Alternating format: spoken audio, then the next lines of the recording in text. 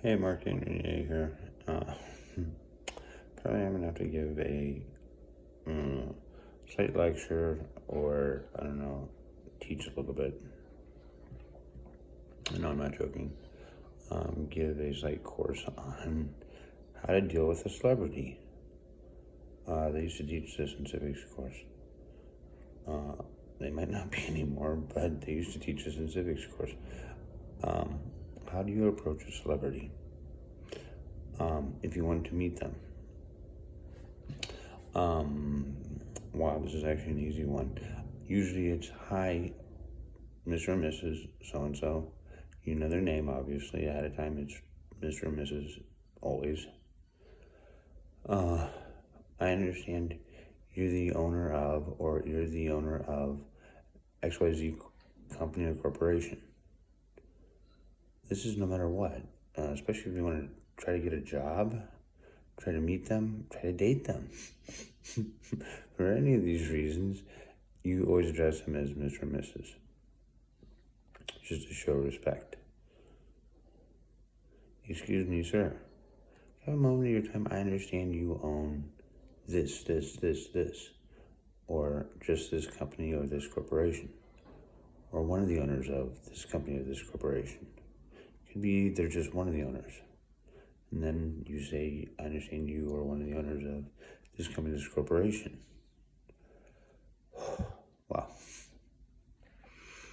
Then it's, if you want an autograph, I didn't say that yet, but if they're from the entertainment industry, and yes, I work in the entertainment industry.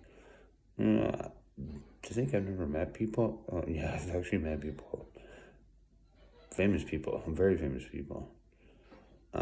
Maybe later I'll get into The Who, but yes, and not the band, but The Who's the name of individuals I met from the recording industry.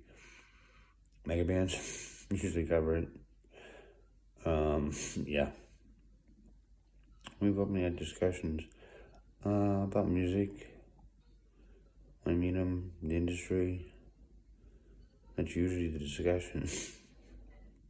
One individual who's very famous, he told me the media will hate you till you're 90. They'll never get an interview right because in their mind, they think you can't make them more famous than they already are. So there's no way they'll interview you. I don't worry about it, but he's probably correct. He has an ice cream named after him. But yes, I actually met him. He wanted to meet me. He walked up and met me because he wanted to meet me. I know I'm not joking. That's the reality of it. Now back to the course. It could be you want an autograph. Then you just simply ask for an autograph. They know when they see that pen and paper right there that you're going to ask them for an autograph. Or as soon as you pull it out, they know that's what it is. And usually that's no big deal. That's fine. You just catch them at a convenient moment. Not while they're eating, not while they're, let's see. There's different times getting a haircut.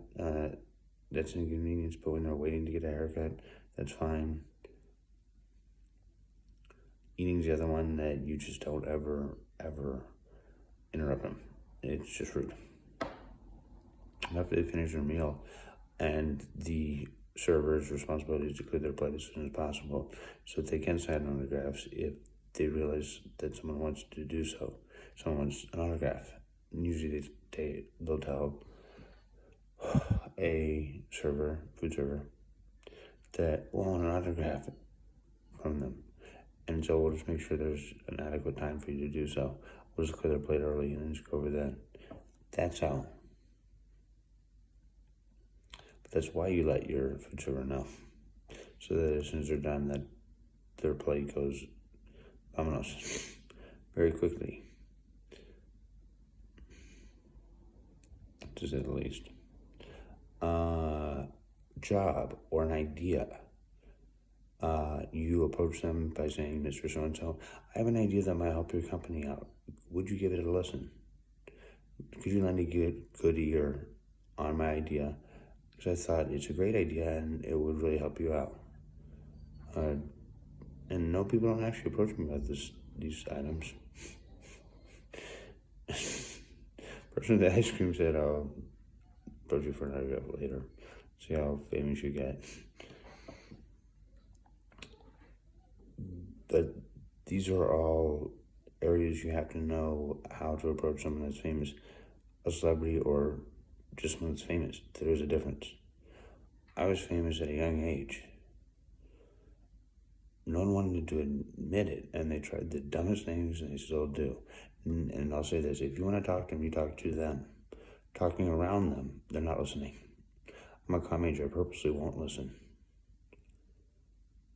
That's what my degree is in rhetoric, the spoken word.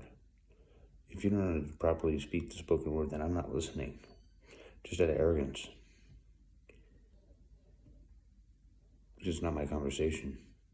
Unless you say my name, and don't ever, ever, ever sit there walking around a room even saying my name and try to have a conversation with me.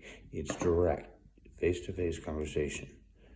And I'll just walk over and talk to you. You say my damn name, obviously there's something going on. I'll actually walk over and get right into someone's face when they say my name, and they're over by the coffee maker. It's yes, what do you want? But talking about someone around them with other people, it takes them off. It'll always take them off, and they don't listen, ever. They just stop listening. That's been proven in communications. I purposely won't listen because you're not talking to me. Even if you just say my name, well, you could be talking about me, and I'm going to stop listening. But if they start actually have a conversation with me, I'll walk over and but get really annoyed at it. You've got to learn proper communication skills. That's why you study communications. That's what it's about, is communication skills.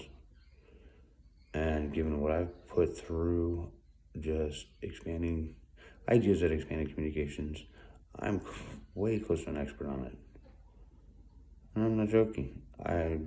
Even though I just have my undergrad degree, when I came up with complex systems theory, they said, what do you mean you're basically an expert? But you have to use proper communication skills as well in life. That's the other thing you need to learn. They taught me that in high school. And I'm not joking, we learned communications to learn proper communication skills in high school. But mostly this was just a lecture on how to handle meeting someone who's famous. And I've done that, so from the wonderful world of Ian Renier, Mark Renier signing off. Have a good day.